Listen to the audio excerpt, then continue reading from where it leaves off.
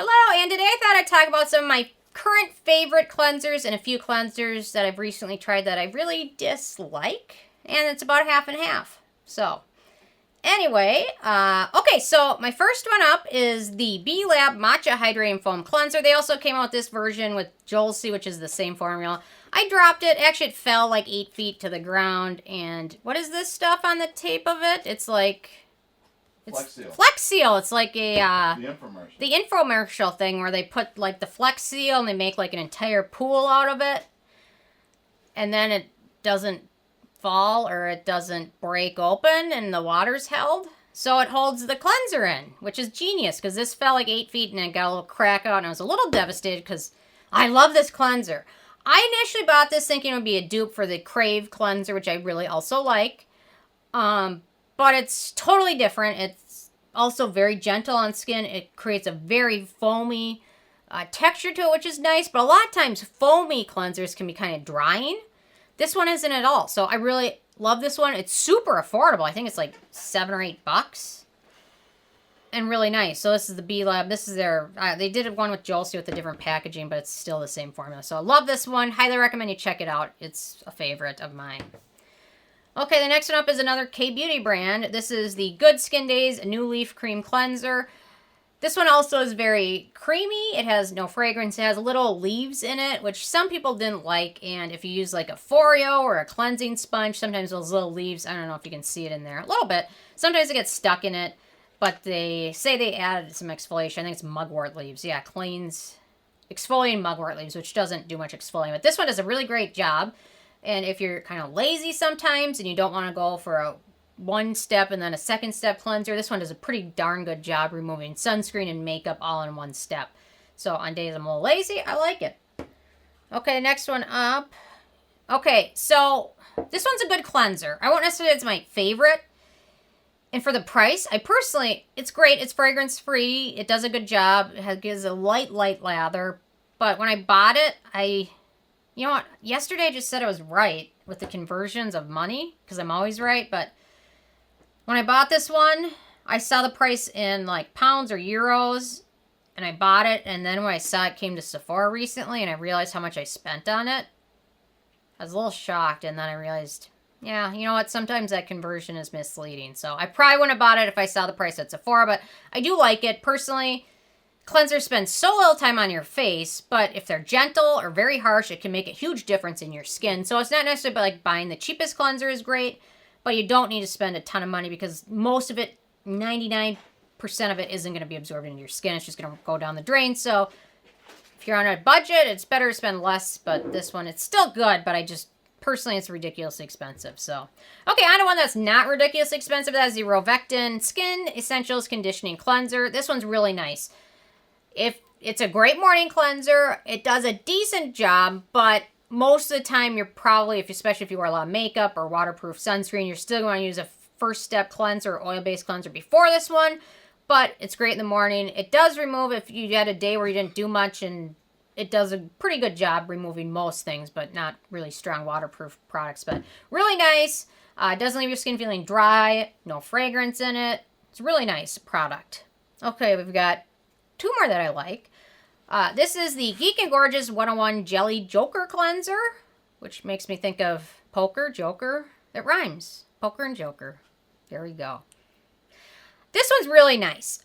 This one, again, if you're using it in the evening, especially with waterproof products, it's very gentle.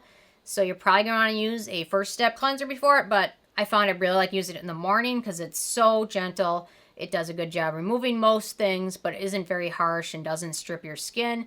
But again, if you use waterproof products, this is better as a second step cleanser, but still super affordable. And one more that I really like, and that is the TIAM Snail Azulene Cleanser. They also have a moisturizer and a toner with this one, and it has a really pretty purple color to it. Well, can you even see that? I don't know. It's purple because of the Azulene in there. This one has chamomile oil, which gives it a bit of a scent. So if you're very sensitive to any types of scent, keep that one in mind. But this one does a pretty good job. If you use it with a cleanser brush or a sponge or a Foreo thing, It does a great job removing makeup, sunscreen, very gentle. I'm almost done with this one, and I really actually thoroughly enjoyed it. So hopefully they keep it around. The toner and the moisturizer are also great in this version. So these are my current favorites. And now I'm going to talk about a few ones I've tried that I just really didn't like. And the first one up, sadly, is going to be from CosRX. This one, perhaps it's better for acne-prone skin that is oily. When I use this one, I just feel like my skin has that squeaky clean feel, which is very clean, but stripped and dry. So perhaps those with oilier or acne-prone skin might have better luck with this one. But this one was just so drying for my dry skin. And it is more geared towards acne-prone skin. So I will acknowledge that, but it just wasn't my favorite. It was very drying. And I had the same issue with the next one. And that is the Pericone MD, or they call it the Acne Relief Cleanser. This one contains 2% salicylic acid. So if you have very acne-prone skin that is oily, you'll probably have better luck with this one. I find if I use this, I don't feel that stripped feeling, but my skin feels stingy with every product I apply after it. So it just wasn't my favorite for that reason. The next one up is another one that just, this one was, I don't even want to touch the box it comes in because it just, ugh.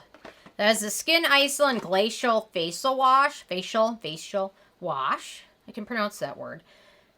It's just too much. It burned my skin. I used it once. I had this box for like 6 or 7 months before I finally tried to use it. And this stuff was just too strong. What was in it that was really strong? I'm trying to remember. Well, it has several fragrance ingredients, but there was something in there that was just burning. And it just, my skin hated it. And I probably will never touch it again. I don't even want to pass it down to anybody because the ingredients list, I just don't want to pass it down to somebody and have them burn their face off with it. So, and the last one is more gentle, but it's a high maintenance cleanser and it just doesn't do a very good job.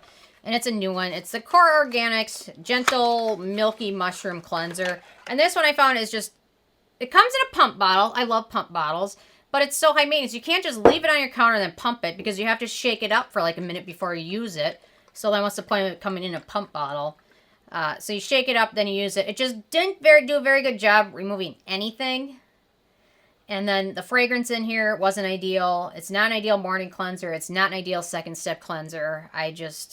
And it's high maintenance at that, and it's expensive. So this one was a complete total downer, and sadly, I'm going to have to pass it down to somebody. So anyway, these are my favorites and my dislikes, which are almost one and the same. They're almost the same amount, which is just sad. I don't know. Should be that hard to formulate a cleanser these days, but I don't know. I guess I'm just high maintenance with my facial cleansing routine. So there we go. Anyway, I'm interested in hearing from you guys if you've tried any cleansers lately that you loved or hated. So leave a comment. I love hearing from you guys, and stay tuned for more tomorrow. Thank you so much.